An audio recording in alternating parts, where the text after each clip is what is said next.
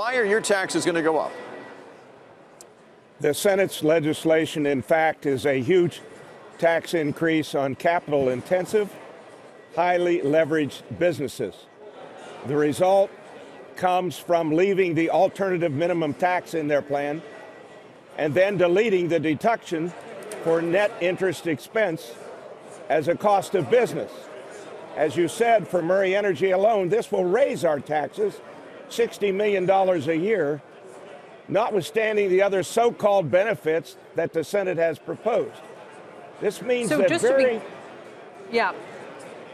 This means that very capital-intensive, highly leveraged employers like coal mining companies will be forced into non-existence, with tragic consequences for our families and for many regions of our country. Just to be clear, Mr. Murray, so we saw when they put the corporate AMT back sort of at the last minute. So that's on the one hand, it would almost make it that, you know, if you're going to pay 20%, forget, you know, whatever else was going to happen. But I'm curious, when you say they would delete the deduction for the net interest expense, is that going to happen regardless, or that's only part of this sort of late AMT thing that was added? That's what they added in at 2 o'clock on Thursday night. It is not in the House of Representatives version of tax reform. They added it in to appease certain senators, and it's a tragedy.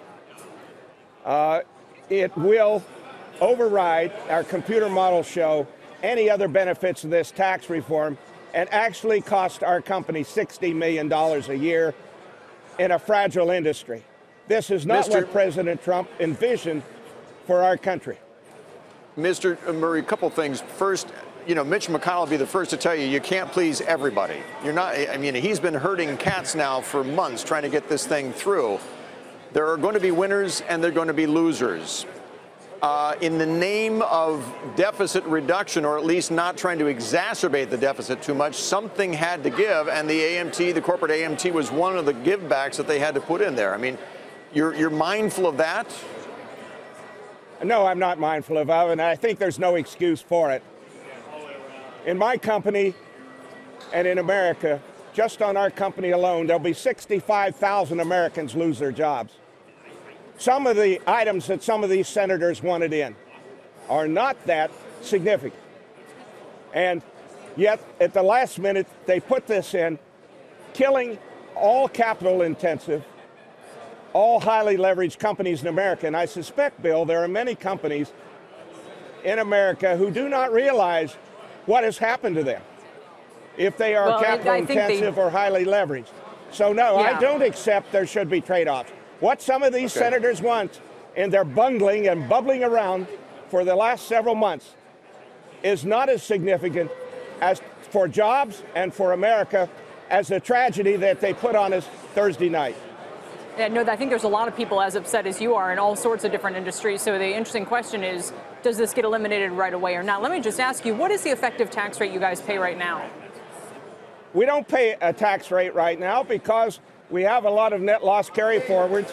We have a lot of debt. But that is no excuse, and it's insignificant whether we have a tax rate or not. It overshadows anything else we do. We must be able to deduct our interest. Right, you would go from basically paying zero taxes right now to paying 20% because of the corporate AMT, is that right? No, that isn't what I said. I don't know what it will be. I'm saying that it makes no difference what the tax rate is, Kelly. You're missing the point. The point is that we are out of business if you cannot deduct your interest expense. Have you spoken to either of your senators about this? I mean, have you called Washington to let them know what you think? I have, sir, and we're working on it. Hey there, thanks for checking out CNBC on YouTube. Be sure to subscribe to stay up to date on all of the day's biggest stories. You can also click on any of the videos around me to watch the latest from CNBC. Thanks for watching.